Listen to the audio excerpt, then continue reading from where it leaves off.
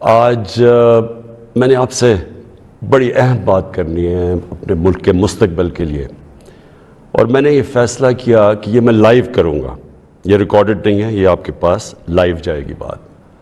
اور اس کی وجہ یہ ہے کہ پاکستان ایک اس انگریزی میں کہتے ہیں ڈیفائننگ مومنٹ پہ ہے، ایک فیصلہ کن وقت پہ ہے کہ ہم نے دو راستے ہمارے سامنے ہیں، ہم نے کون سا راستہ لینا ہے. لیکن میں چاہتا ہوں کہ اس سے پہلے یہ میں جو اپنی آپ سے دل کی آج باتیں کروں گا، اس سے پہلے میں صرف اپنی قوم کو بتانا چاہتا ہوں کہ میری طرح کا آدمی پولیٹکس میں آیا کیوں. کیونکہ آپ اگر پولیٹیشنز کی زندگی دیکھیں تو ان کو کسی کو بھی کوئی پولیٹکس سے پہلے نہیں جانتا تھا. ان کی کوئی بڑے کم ایسے لوگ ہیں جنہوں نے زندگی میں کوئی چیز اچیو بھی کیا ہو. قائد اعظم محمد علی جناح بہت بڑے پولیٹیشن تھے، لیکن انہوں نے وہ ایسے تھے کہ سارے ہندوستان کے اندر وہ سب سے بڑے وکیل سمجھے جاتے تھے. تو ایک وہ یعنی ان کی حیثیت تھی پولیٹکس پہ آنے سے پہلے. لیکن آپ زیادہ تر لوگوں کو دیکھیں تو پولیٹکس میں تو سے پہلے کوئی ان کا نام آتا تھا. تو میں تو وہ ایک خوش قسمت انسان اللہ کا خاص شکر ادا کرتا ہوں کہ مجھے تو اس نے سب کچھ دے دیا تھا. یعنی کوئی بھی شاید ہی کسی کو اتنی شہرت ملے، جتنا میری زندگی میں ضرورت تھی اتنا پیسہ میرے پاس تھا، سب کچھ تھا میرے پاس. یعنی آج بھی مجھے کوئی کسی چیز کی ضرورت نہیں ہے. اللہ مجھے سب کچھ دے بیٹھا ہے اور میں اس کا بڑا شکر گزار ہوں. دیکھیں، میں پاکستان کی پہلی جنریشن تھا.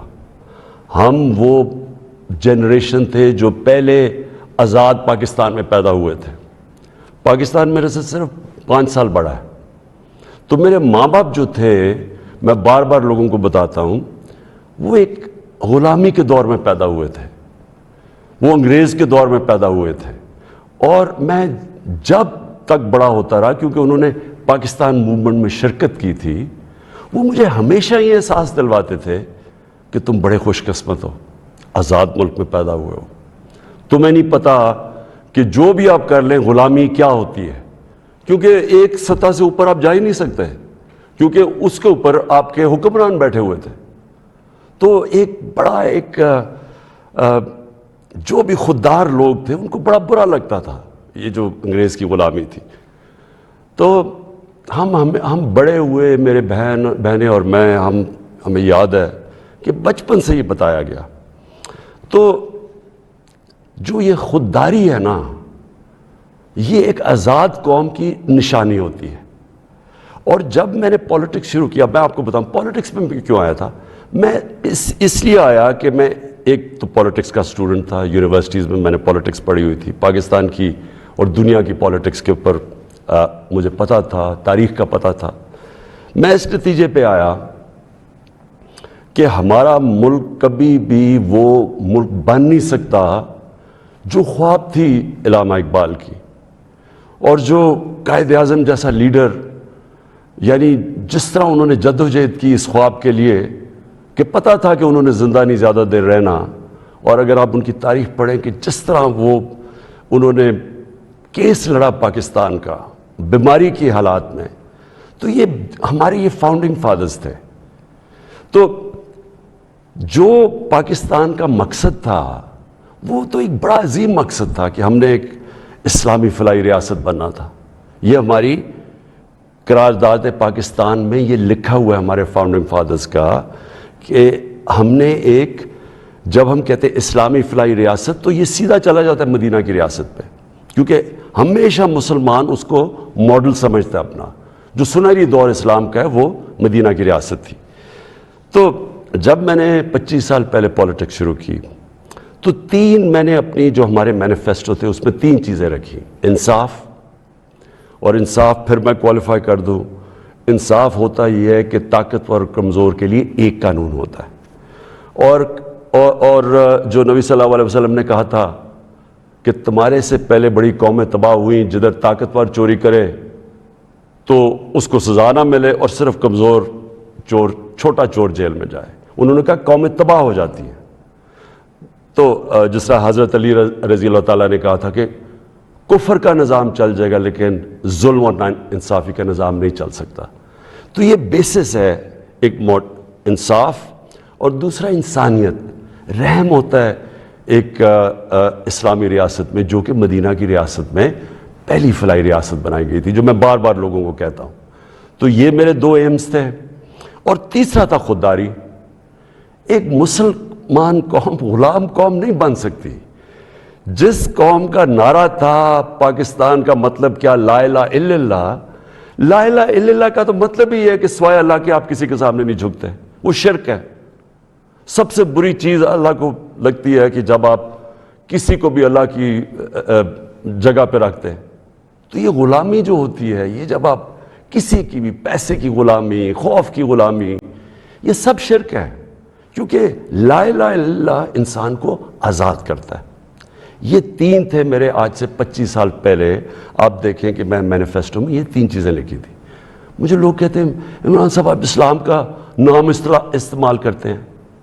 میں اگر میرے میں اللہ ایمان نہ ڈالتا، میں پولیٹکس میں کیوں آتا؟ جس آدمی کے پاس سب کچھ ہے، مجھے یہ بتائے، وہ اپنی 22 سال خرچ کرے گا ایک سٹرگل میں، اور 14 سال تو تھوڑے سے لوگوں کے ساتھ تھا، 14 سال تو مذاق اڑتا تھا میرا، تو میں کیوں پولیٹکس میں اتنی دیر کوشش کی جس کے پاس سب کچھ تھا؟ مجھے اتنے لوگوں نے کہا کہ عمران صاحب آپ کو ضرورت کیا تھی پولیٹکس کی؟ میں یہ سچ آپ کو بتا رہا ہوں، بار بار مجھے لوگ کہتے ہیں آپ کو پولیٹکس میں آنے کی کیا ضرورت تھی؟ یعنی صرف آپ کو ضرورت ہی ہو تو آپ پولیٹکس میں آئیں، آپ کوئی نظریے کے لیے نہ آئیں، کوئی آپ کی بڑی ایمبیشن نہ ہو۔ ایک میں اپنے سارے جو، اور خاص طور پہ میں چاہتا ہوں میرے جو نوجوان ہیں وہ آج میرا بڑا غور سے سنے جو میں نے آپ سے بات کرنی ہے۔ دیکھیں، ایک مولانا رومی کی ایک سینگ ہے۔ مولانا رومی کہتے ہیں کہ جب اللہ نے آپ کو پر دیے ہیں تو آپ کیوں چونٹیوں کی طرح زمین پہ رینگ رہے ہیں؟ اس کا مطلب یہ ہے کہ اللہ نے ہمیں اشرف المخلوقات بنایا ہے، سب سے بڑی مخلوق، فرشتوں سے اوپر درجہ دیا ہمیں۔ فرشتوں کو کہا انسان کے سامنے جھکو، اور شیطان کو اس لیے نکالا گیا، وہ عبادت بڑی کرتا تھا، اس نے ان کا حکم نہیں مانا، اس میں تکبر تھا، اس نے کہا میں نہیں جھکتا۔ اللہ نے ہمیں پر دیے ہیں۔ مسئلہ ہمارا یہ ہے کہ ہم، کیونکہ ہمارے میں ایمان کی کمی ہوتی ہے، کیونکہ ہم اور خداؤں کی پوجا کرتے ہیں، جو سب سے بڑا جو شرک ہے وہ پیسے کی پوجا کرتے ہیں، خوف کی پوجا کی، جو وہ بڑی سپر پاور ہے، اور اگر ہم نے یہ نہ کیا تو ہم تباہ ہو جائیں گے۔ یہ خوف کا پت ہے۔ ہم انسان چونٹیوں کی طرح رینگتا رہتا ہے۔ تو پاکستان، میں نے اس کی اونچ نیچ دیکھی ہے۔ ہم نے شروع میں، ہم چھوٹے تھے، ہمیں یاد ہے جب پاکستان ایک تیزی سے اوپر جا رہا تھا، ہماری مثالیں دی جاتی تھیں۔ میں جب سکول میں تھا پاکستان کی مثال دی جاتی تھی، یہ ساؤتھ کوریا پاکستان آیا تھا سیکھنے کے لیے کہ کیسے آگے بڑھا ہے۔ ملیشیا کے شہزادے میرے ساتھ سکول میں پڑھتے تھے، یہاں سیکھنے آتے تھے۔ سارا مڈل ایسٹ سے لوگ یہاں پاکستان کی یونیورسٹیز میں آتے تھے، ہم اوپر جا رہے تھے، ہمارا ماڈل لوگ دیکھتے تھے، مثال دی جاتی تھی۔ میں نے اس کو نیچے آتے دیکھا، اور میں نے اس کو ذلیل ہوتے دیکھا اپنے ملک کو، اور میں اس کے اوپر ابھی آتا ہوں کیونکہ جو میرے والد تھے، مجھے یاد ہے اپنے آخری دنوں میں جو ہمارے پر یہ وار آن ٹیرر کے اندر جس طرح کی پاکستانیوں کو ذلت ملی، پاکستانیوں کو میں خاص طور پہ کہہ رہا ہوں، لیکن اوور آل اسلاموفوبیا بھی تھا، لیکن پاکستانیوں کو ذلت ملی۔ تو میں جو آج آپ سے بات کرنا چاہتا ہوں یہ کہ دیکھیں، اللہ نے جو ہمارے اندر اتنی صلاحیتیں دی ہیں اشرف اس کی عظیم مخلوق پہ، لیکن اسے کنڈیشن لگائی ہوئی ہے۔ اس نے کہا کہ تم نے اگر اوپر اڑنا ہے نا، جو اقبال نے اپنا شاہین کا کانسیپٹ دیا ہے کہ شاہین کیسے اقبال کا، وہ تب اوپر جاتا ہے جب وہ ریزسٹنس کے سامنے کھڑا ہوتا ہے، جب وہ مقابلہ کرتا ہے، جب وہ اپنے آپ کو مشکل وقت سے گزارتا ہے۔ ہم نماز میں صرف ایک ہی چیز مانگتے ہیں جب 5 وقت کی نماز پڑھتے ہیں کہ اللہ ان کے راستے پہ لگا جن کو نعمتیں بخشیں، ان کے نہیں جو اپنے تباہی کے راستے پہ چلے گئے. تو جو نعمتیں بخشیں، اور وہ نبی صلی اللہ علیہ وسلم اللہ کے حبیب تھے سب سے زیادہ، تو ان کو نعمتیں بخشیں. تو ان کا آسان راستہ نہیں تھا، لیکن ان کی عظمت کا راستہ تھا.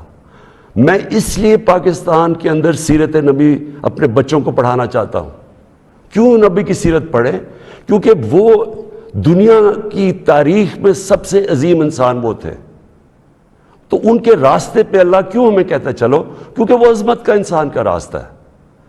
ہم پکڑ لیتے ہیں دوسرا راستہ جو ہم سمجھتے ہیں کہ بڑا آسان راستہ ہے. اچھا جی، وہ فلانا نے حکم دے دیا، ہم تباہ ہو جائیں گے. اگر اس نے وہ فلانا ملک ناراض ہو گیا تو ہمارا یہ ہو جائے گا. ہم رینگ رہے ہیں زمین کے اوپر، ہم چونٹیوں کی طرح رینگ رہے ہیں. تو میں سب سے پہلے کہ جب میں نے 25 سال پالیٹکس شروع کی تو میں نے کبھی، آپ میری کوئی سٹیٹمنٹ پڑھ لیں، میں نے ہمیشہ ایک چیز کہی، نہ میں کبھی کسی کے سامنے جھکوں گا اور نہ اپنی قوم کو کسی کے سامنے جھکنے دوں گا. یعنی اپنی قوم کو کسی کی غلامی نہیں کرنے دوں گا. یہ 25 سال کوئی میری سٹیٹمنٹس ابھی آپ دیکھ لیں، کوئی پرانی میری ویڈیوز ہیں، کبھی اس سے پیچھے نہیں ہٹا. میں جب میں اقتدار مجھے ملا تو میں نے تب فیصلہ کیا کہ ہماری فورن پالیسی آزاد ہوگی. آزاد فورن پالیسی کا مطلب ہوتا ہے کہ وہ فورن پالیسی جو پاکستانیوں کے لیے ہوگی، ہمارے مفادات کے لیے ہوگی.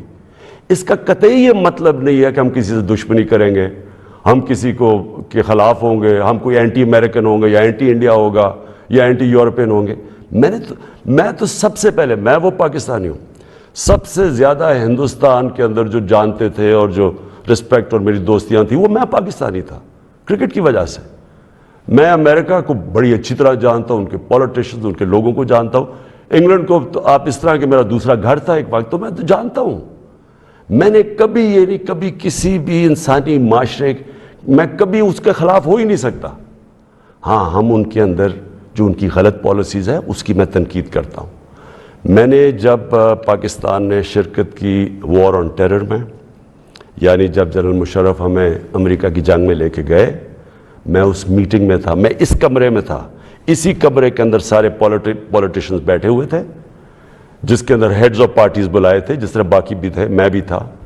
اسی کمرے کے اندر ہمیں کہا گیا کہ جی اگر ہم نے امریکہ کی حمایت نہ کی تو انگریزی کا لفظ وونڈڈ بیئر کی طرح ہے، ایک زخمی ریچھ کی طرح ہے، وہ ہمیں نہ غصے میں شاید ہمیں نہ مار دے.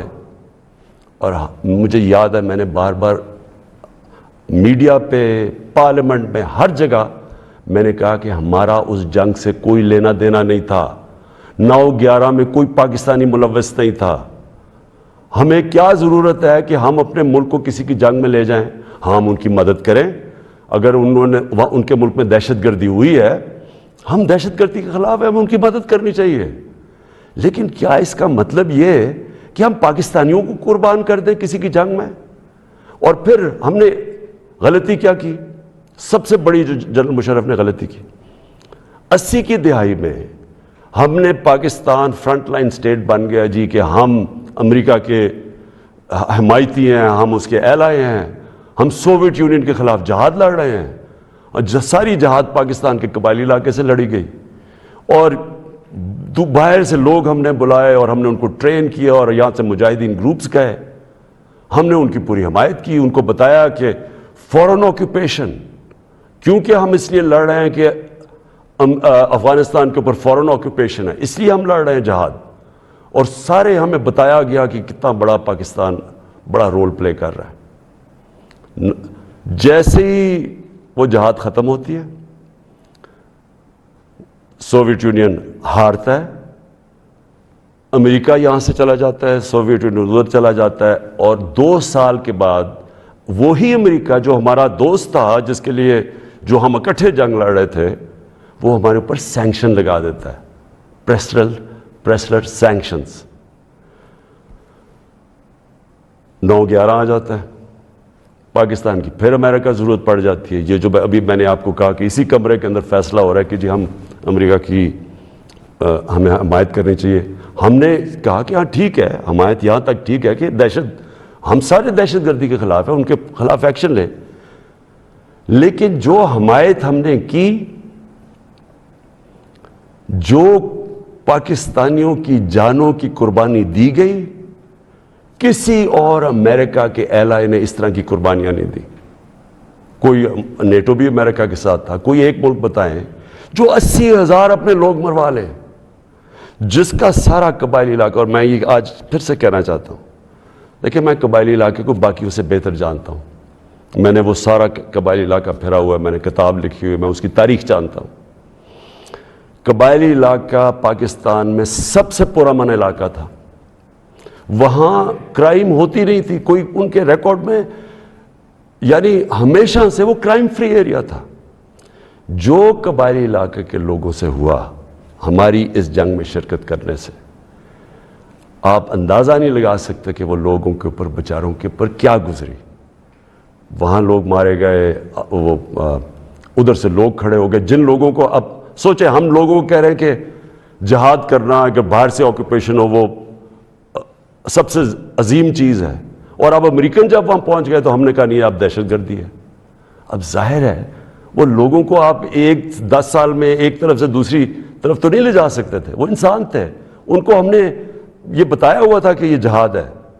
وہ جب انہوں نے پاکستان کے خلاف شروع ہو گئے، اور وہ جو پرانے جہادی گروپس ٹرین کیے تھے وہ بھی پاکستان کے خلاف ہو گئے، تو اس سے انہوں نے ہمیں کہا کہ ہم کولیبریٹرز ہیں امریکہ کے.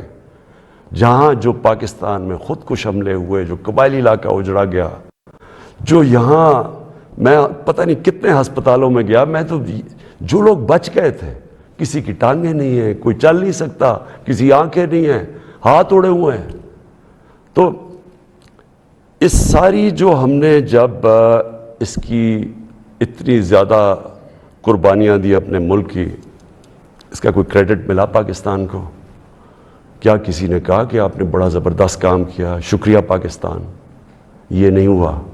وہاں سے آوازیں آنی شروع ہو گئیں، افغانستان کی، یہ افغانستان آزاد ہونے سے پہلے کی بات کر رہا ہوں میں، کہ جی پاکستان کی دوگلی پالیسی کی وجہ سے وہ نہیں جیت سکتے.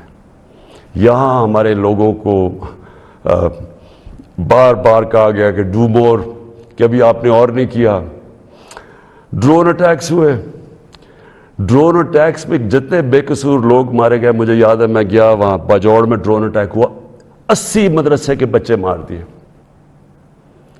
شادیوں کے اوپر ڈرون اٹیک ہو رہا ہے. تو پاکستان کس عذاب سے گزرا؟ کہ میں بیک گراؤنڈ اس لیے دے رہا ہوں کیونکہ آپ کو پتہ ہونا چاہیے کہ میری آج پالیسی کیا ہے. کیا جو تنقید ہو رہی ہے کہ جی عمران خان، یہ جو ہمیں ڈاکیومنٹ ملی ہے، پہلے میں بیک گراؤنڈ آپ کو بتا دوں کہ یہ سارے وقت میں اس کی مخالفت کرتا رہا. آپ مجھے طالبان خان انہوں نے کہا، جب میں یہ کہتا تھا کہ یہ پاکستان کی جنگ نہیں ہے اور یہ جو ہو رہا ہے یہ ظلم ہو رہا ہے، یہ جو ڈرون اٹیکس کے خلاف میں نے مظاہرے کیے، واحد پولیٹیشین تھا، میں نے دھرنے دیے ڈرون اٹیکس کے خلاف، میں نے وزیرستان مارچ کی، باہر سے ہیومن رائٹس امریکہ سے آرگنائزیشن آئی، انہوں نے میرے ساتھ حمایت کی. ایک کلائیو اسٹیٹٹ اسمتھ تھا وکیل، اس نے میرے ساتھ آ کے حمایت کی کہ یہ اتنا بڑا ظلم ہے. کوئی ہمارے سینئر پولیٹیشین لیڈرز نے کوئی بات نہیں کی، ڈرے ہوئے ہیں، خوف زدہ، کہیں امریکہ نہ ناراض ہو جائے. کون سے قانون میں یہ لکھا ہوا ہے کہ آپ کا اپنا، جس کے لیے آپ جنگ لڑ رہے ہیں، وہی آپ کے ملک میں آئے، ڈرون اٹیک کرے، جج جوری ایکسیکیوشنر، یعنی وہی فیصلہ کرے کون دہشت گرد ہے، اس کو مار دے، کوئی پتہ نہ تحقیق ہو کہ جی کوئی بے قصور آدمی تھا یا واقعی دہشت گرد تھا. ہماری حکومتوں نے پوری طرح اس جرم میں شرکت کی، اور جو وہاں کے جن کے رشتہ دار مرتے تھے، جن کے کوئی بے قصور لوگ، عورتیں، بیوی، گھر مرتے تھے، وہ ہمارے اوپر پھر حملے کرتے تھے. وہ ہمیں سمجھتے تھے کہ ہم ان کی مدد کر رہے ہیں جو کہ ان کے اوپر ظلم کر رہے ہیں. تو لہٰذا ہر طرف پاکستانیوں نے سفر کیا. تو میں جب حکومت ملی تو میں نے پہلے دن سے یہ کہا کہ پاکستان کی فارن پالیسی پاکستان کے لوگوں کے لیے ہوگی. ہم کوئی ایسی فورن پالیسی نہیں بنائیں گے جو کہ کسی اور کی تو بہتری ہو لیکن ہمارے ملک کو نقصان پہنچے.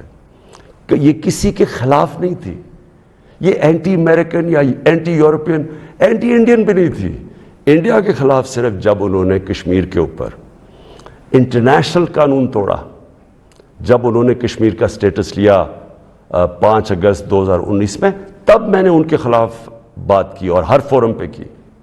لیکن میں نے کوشش اس سے پہلے پوری کی ہندوستان سے دوستی کی. تو میں آج جو آپ کے پاس یہ ساری بات کرنے کے لیے اس لیے آیا ہوں کہ ابھی ہمیں 8 مارچ کو یا اس سے پہلے 7 مارچ کو ہمیں ایک امریکہ نے ایک باہر سے ملک نے, میں نام مطلب میرا کہ کسی اور باہر سے ایک ملک سے ہمیں میسج آتی ہے, اور میں اس لیے آپ کے سامنے یہ میسج کی بات کرنا چاہتا ہوں اور میں اس لیے لائیو بھی کر رہا ہوں کہ یہ ایک کسی آزاد ملک کے لیے جس طرح کی ہمیں میسج آئی ہے, یہ ہے تو پرائم منسٹر کے خلاف ہی صرف, لیکن یہ ہماری قوم کے خلاف ہے. مجھے جو اس سے سب سے زیادہ تکلیف ہے وہ یہ نہیں ہے کہ یہ اس میسج میں واضح یہ لکھا ہوا ہے کہ جناب اگر یہ جو عدم اعتماد, اور ان کو پہلے سے پتا تھا, ابھی اعتماد یہاں درج نہیں ہوئی تھی, ان کو پہلے سے پتا چل گیا کہ عدم اعتماد کی آ رہی ہے پاکستان کے اندر, یہ اپوزیشن رکھنے لگے. تو اس کا مطلب کہ یہ جو ہو رہا یہ پہلے سے ہی ان کے باہر کی لوگوں سے رابطے تھے.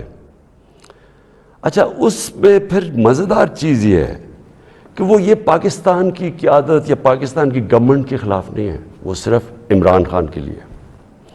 وہ یہ کہتے ہیں کہ ہمیں, اور ایک بہانہ مارتے ہیں کہ ہمیں کیوں غصہ ہے پاکستان پہ, لیکن کہتے ہیں کہ وہ غصہ تب بالکل ٹھیک ہو جائے گا, ہم معاف کر دیں گے پاکستان کو اگر عمران خان یہ عدم اعتماد کی یہ ہار جاتا ہے. یعنی اگر عمران خان چلا جاتا ہے تو پاکستان کو معاف کر دیتے ہیں, لیکن اگر یہ عمران خان کے خلاف فیل ہو جاتی ہے تو پھر پاکستان کو ایک مشکل وقت کا سامنا کرنا پڑے گا.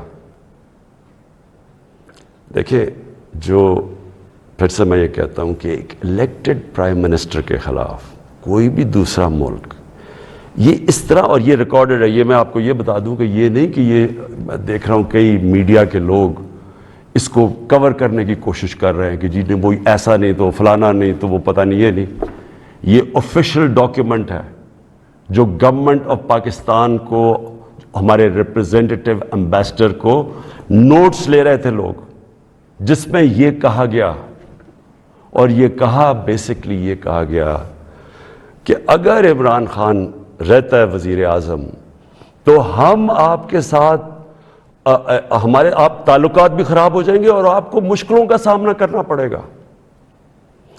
تو میرا سب سے اپنی قوم سے آج یہ سوال ہے کہ کیا یہ ہماری حیثیت ہے, 22 کروڑ کی ہم قوم ہیں, کہ ہمیں ایک کوئی باہر کا ملک, اور کوئی وجہ بھی نہیں بتا رہا, کوئی اس میں کوئی وجہ نہیں, بس یہ کوئی ایک چیز بتا دی کہ جی وہ عمران خان نے اکیلا کو فیصلہ کیا روس جانے کا, حالانکہ جب رشیا جانے کا فیصلہ تھا اس کے اندر ہماری ساری فورن آفس کی پوری مشاورت تھی, ہماری ساری عسکری قیادت کی مشاورت پوری تھی.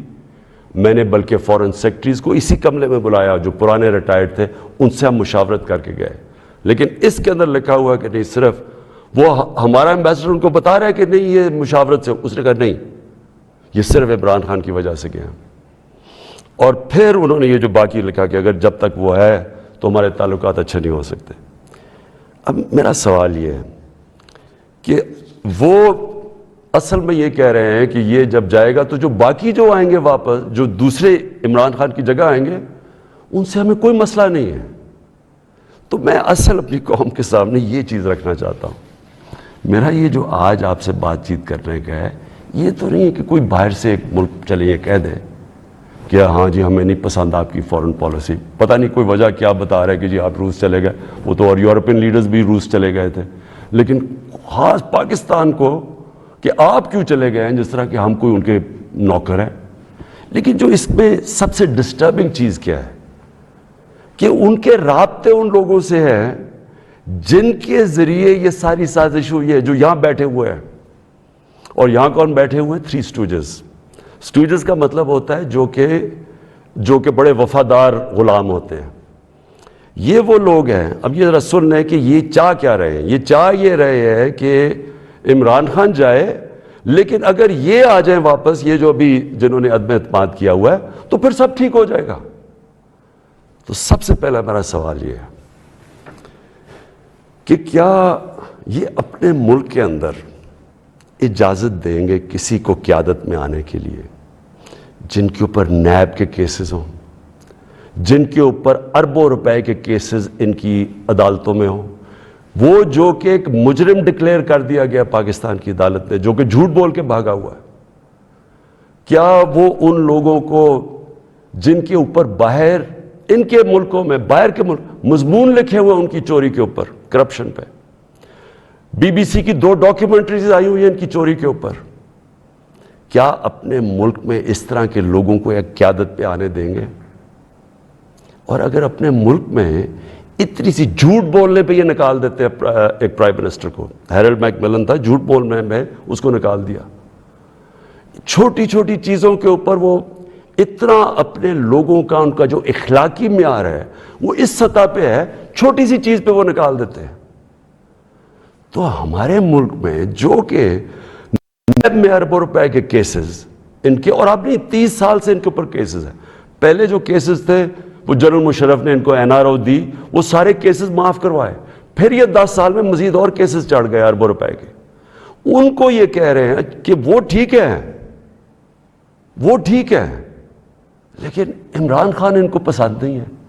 مجھے جو اگلی چیز سمجھ نہیں آ رہی، اور میں یہ اپنی قوم سے پوچھنا چاہتا ہوں کہ جب ان کو بھی پتہ ہے، کیونکہ یہ یاد رکھنا میرے پاکستانیوں کہ جب ان کی جو انٹیلیجنس ہوتی ہے وہ ساری بیک گراؤنڈ پتہ ہوتا ہے ہر کا، میرا ان کو سب پتہ ہے، ان سارے جتنے بھی پولیٹیکل لیڈرز ان کی سب بیک گراؤنڈ پتہ ہے، ان کو ان کی ایک ایک چیز پتہ ہے کہ ان کے کتنے پیسے ملک کے کس اکاؤنٹس میں پڑے ہوئے ہیں بیرون ملک، ان کو سب پتہ ہے کہ ان کی پراپرٹیز بینامی جو انہوں نے باہر لی ہوئی ہیں بڑی بڑی اربوں اربوں روپے کی، ہر ڈیٹیل ان کے پاس ہے۔ ایک ہمارا ینگ پولیٹیشین ہے، ایک کتاب ہے رون سوسکن کی The Way of the World، اس کتاب میں وہ لکھتا ہے کہ ان کی نیشنل سیکیورٹی جو تھی وہ ٹیپ کر رہی ہے، اس کی والدہ اس کو ٹیلی فون کر کے بینک اکاؤنٹس بتا رہے ہیں، یعنی ادھر تک ان کو پتہ ہے۔ تو ہمارے یہ جو اب یہ 3 لوگ ان کو جو پسند آ گئے ہیں، ان کی کیا خاصیت ان کو پسند آئی ہے؟ یہ کہ ان جنرل مشرف کے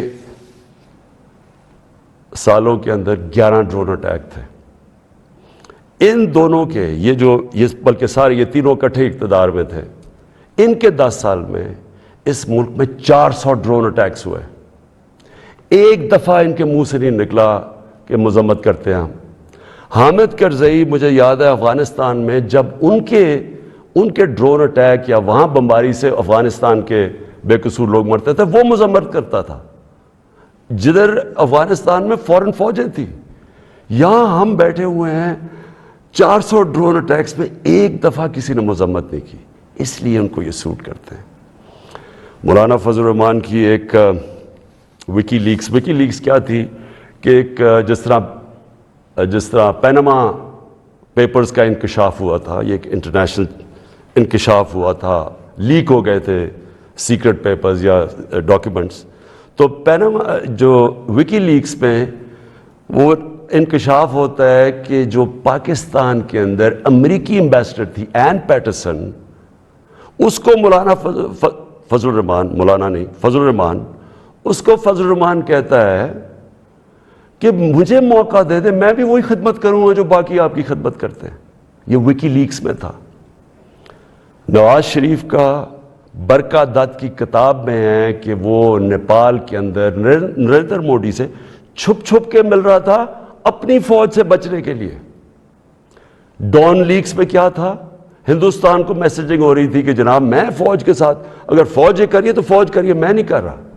یہ سوچیں کہ کبھی آپ سوچ سکتے ہیں کہ میرے آرمی چیف کو، جنرل باجوہ کو کوئی باہر کی قوت کہے کہ جی یہ دہشت گرد ہے، اور میں چپ کر کے بیٹھا رہا ہوں اور وہ میری تعریف کرے اور اس کو برا بھلا کہے. جنرل راحیل شریف کو نریندر مودی دہشت گرد کہہ رہا تھا، دہشت گرد کا چیف، اور نواز شریف سے دوستی تھی اور شادیوں پہ انویٹیشن تھی. یہ ان لوگوں کو یہ چاہتے ہیں. آصف زرداری کا باب وڈورڈ کی کتاب کے اندر ہے کہ ان کے سی آئی اے چیف جب ان سے کہتا ہے، وہ کولیٹرل ڈیمیج کی بات کی، کولیٹرل ڈیمیج کا مطلب کہ جب بم گرتا ہے تو بے قصور لوگ مارے جاتے ہیں، تو اس کو کہتا ہے کہ فکر نہ کریں اگر ڈرون اٹیک میں بے قصور لوگ مارے جاتے ہیں، مجھے نہیں فرق پڑتا. یہ پاکستان کا پریزیڈنٹ کہہ رہا ہے دوسروں کو، جس کو تھوڑا سا، اور کتاب میں وہ لکھتا ہے کہ وہ حیرت انگیز حیرت آتی ہے کہ یہ کیسے ملک کا صدر بات کر رہا ہے. اس طرح کے لوگ ان کو پسند ہے. اور شہباز شریف، اس کی سٹیٹمنٹ کہ جی عمران خان نے بڑی غلطی کی ہے ایبسلوٹلی ناٹ کہہ کے، یعنی یہ جو ان کے دور میں ایبسلوٹلی ناٹ کیا تھا، میں نے صرف یہ بات کہی کہ ہم امن میں آپ کے ساتھ ہیں، ہم جنگ میں آپ کے ساتھ نہیں ہیں، ہم کسی کانفلکٹ میں آپ کے ساتھ، لیکن جو بھی آپ امن افغانستان میں کہیں چاہتے ہیں ہم ساتھ ہیں آپ کے.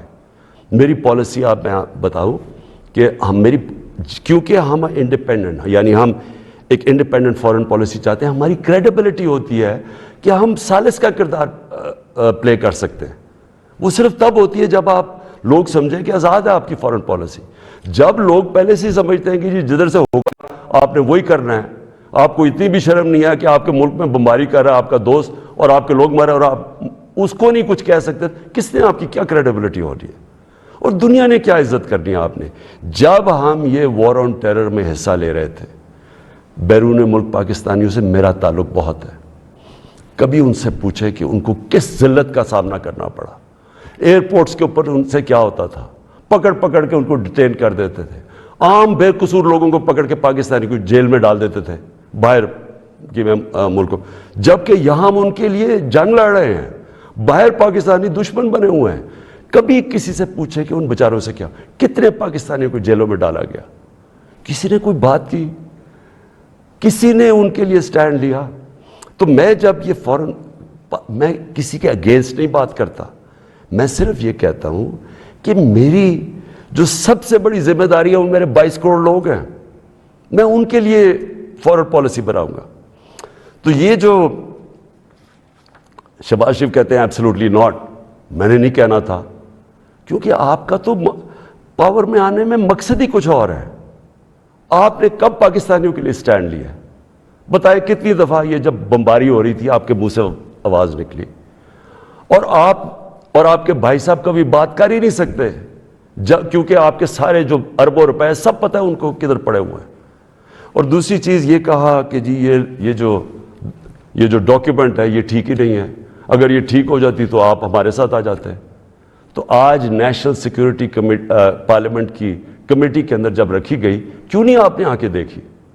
ہم نے یہ ڈاکیومنٹ، پہلے لوگوں نے کہا کہ نہیں جی یہ ٹھیک نہیں، یہ مذاق اڑایا گیا، جی جعلی ہے. پہلے میں نے کیبنٹ میں رکھی، ساری کیبنٹ کو بتایا گیا، منٹس کیبنٹس کے بنے کیونکہ سب سے ٹاپ فورم پاکستان کا وہ ہے. اس کے بعد نیشنل سیکیورٹی کونسل کی میٹنگ کی، میں نے سارے اپنے سروس چیف سب کے سامنے رکھی وہ ڈاکیومنٹ. اس کے بعد یہ پارلیمنٹ کی کمیٹی کے اندر لے کے گیا اور سینئر جرنلسٹ کو ہم نے بتایا، صرف یہ کہنے کے لیے کہ یہ کوئی ڈاکیومنٹ کوئی پبلک کو یعنی اکسانے کی بات نہیں ہے. یہ جو میں نے آپ کو بتایا اس سے زیادہ یہ خوفناک اس میں چیزیں اس ڈاکیومنٹ کے اندر. میں اب آخری بات پہ آنے لگا ہوں، اور وہ یہ ہے کہ ہماری اب سنڈے کو ووٹ دی جائے گی. اس سنڈے کو اس ملک کا فیصلہ ہونے لگا کہ یہ ملک کس طرف اب جائے گا. کیا وہی غلامانہ پالیسی، کرپٹ لوگ جن کے اوپر 30 سال سے کرپشن کے کیسز ہیں، نیب میں ان کے کیسز پڑے ہیں. بدقسمتی سے کوئی اور ملک ہوتا جس کے اندر یہ انصاف کا نظام زیادہ طاقتور کو قانون کے نیچے لانے جن کی صلاحیت ہے، اور جو بھی خوشحال ملک ہیں دنیا میں، جو بھی جن ملکوں کے اندر غربت نہیں ہے، خوشحالی ہے، جو پروگریس کر چکے ہیں، ترقی یافتہ ملک ہیں، ان سارے ملکوں کی ایک چیز آپ کو کامن ملے گی کہ طاقتور مجرم کو ان کی صلاحیت ہوتی ہے قانون کے نیچے لانے کی. ہمارا ابھی تک انصاف کے نظام میں وہ صلاحیت نہیں ہے. یہ ہماری بڑی بدقسمتی ہے کہ اربوں روپے کے ان کے پاس کیسز ہیں، کچھ نہیں ہو رہا. تو کیا قوم ان کو پھر جو 30 سال سے کہہ رہے ہیں، اچھا کہہ رہے جی عمران خان نے ملک بڑا خراب، آج کیوں یہ سارا کر رہے ڈرامہ عمران خان نے ملک خراب کر دیا؟ عمران خان تو ابھی 3.5 سال ہوئے ہیں، 30 سال سے تو آپ باریاں لے رہے ہیں اس ملک کے اوپر. تو یہ اگر ملک خراب تھا، یہ اگر حالات برے تھے تو یہ کیا 3.5 سال میں ہو گئے ہیں؟ اور میں چیلنج کرتا ہوں کہ 3.5 سال میں جو ہم نے کیا ہے کسی بھی فورم، انڈیپینڈنٹ ماہرین کو آپ بٹھائے ان سے پوچھیں، میں چیلنج کرتا ہوں کہ 3.5 سال میں جو پاکستان میں ہوا ہے کہ ان کے کسی دور میں نہیں ہوا. تو یہ جو اب سارے اکٹھے ہیں، یہ اب قوم نے فیصلہ کرنا ہے کہ کیا یہ جو ووٹ ہونی ہے سنڈے کو، اس میں کون کدھر جائے گا. مجھے لوگوں نے، کسی نے کہا جی وہ عمران خان آپ ریزائن کر دیں. میں ریزائن کر دوں؟ میں جو میرے ساتھ کرکٹ کھیلتے تھے وہ ساری دنیا 20 سال جو میں کھیلی ہے، آخری گیند تک میں مقابلہ کرتا ہوں. میں کبھی ہار زندگی میں نہیں مانی. میں تو ووٹ کا جو بھی رزلٹ ہو جائے، آپ دیکھیں گے کہ میں تو اس کے بعد اور زیادہ تکڑا ہو کے سامنے آؤں گا جو بھی رزلٹ ہو. یہ دیکھنا چاہتا ہوں اس دن، یہ میں چاہتا ہوں میری ساری قوم دیکھے کہ کون جا کے اپنے ضمیر کا سودا کرے گا وہاں. اگر کوئی یہ کسی کو کہنے کی کوشش کر رہا ہے نا کہ جی ہمیں ایک دم پتہ چلا کہ عمران خان تو یہ تو بہت ہی نااہل یا برا تھا، آپ کو ریزائن کرنا چاہیے تھا.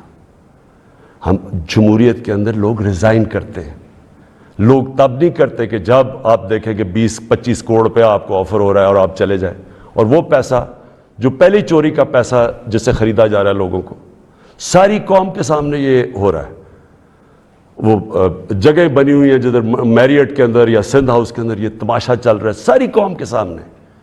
میں تو یہ پوچھنا چاہتا ہوں کہ ہمارے نوجوانوں کو ہم آج کیا سبق دے رہے ہیں؟ ہم کیا ان کو بتا رہے ہیں کہ یہ ہمارے جو پبلک ریپریزنٹیٹیو ہیں ان کی قیمتیں لگی ہوئی ہیں؟ یہ ساری قوم کے سامنے ہو رہا ہے. یہ کوئی چھپی بات نہیں ہے. آپ الٹا بھی لٹک جائیں، کوئی یہ نہیں مانے گا کہ ان 3 لوگوں کے پاس کوئی اس لیے جا رہا ہے کہ یہ تو بڑے کوئی نظریاتی لوگ ہیں. کوئی نہیں ماننے لگا کہ یا آصف زرداری یا شہباز شریف، نواز شریف یا فضل الرحمانی کوئی نظریاتی لوگ ہیں. سب ان کو جانتے ہیں. صرف انہوں نے جو اپنے خلاف سٹیٹمنٹس دی ہوئی ہیں وہ 20 سال ذرا دیکھ لیں تو آپ سمجھ جائیں گے کہ یہ کوئی نظریاتی نہیں ہو رہا. یہ صرف اور صرف ضمیروں کا سودا ہو رہا ہے. یہ اپنے ملک کا سودا ہو رہا ہے. یہ اپنے ملک کی ساورنٹی کا سودا ہو رہا ہے. اور یہ جو ہوگا، میں ابھی بھی لوگوں کو کیونکہ مجھے ابھی بھی امید ہے کہ جو ہمارے لوگ اپنا سودا کر کے وہاں بیٹھے ہوئے ہیں، میں ابھی بھی آپ سے یہ کہتا ہوں کہ ہمیشہ کے لیے یہ آپ کے اوپر ایک مور لگنے لگی ہے. یہ نہ لوگوں نے آپ کو معاف کرنا ہے، نہ لوگوں نے آپ کو بھولنا ہے. نہ آپ کی اس بات کو معاف کرنا ہے، بھولنا ہے، نہ جو لوگ آپ کو ہینڈل کر رہے ہیں نہ ان کو معاف کرنا ہے اور بھولنا ہے لوگوں نے.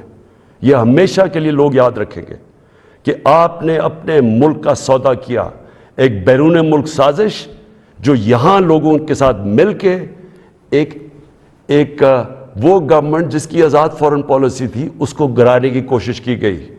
یہ کوئی آپ کو معاف نہیں کرے گا. ہمارے بر صغیر کی تاریخ کیا ہے؟ میر جعفر اور میر صادق کون تھے؟ یہ وہ لوگ تھے جنہوں نے انگریزوں کے ساتھ مل کے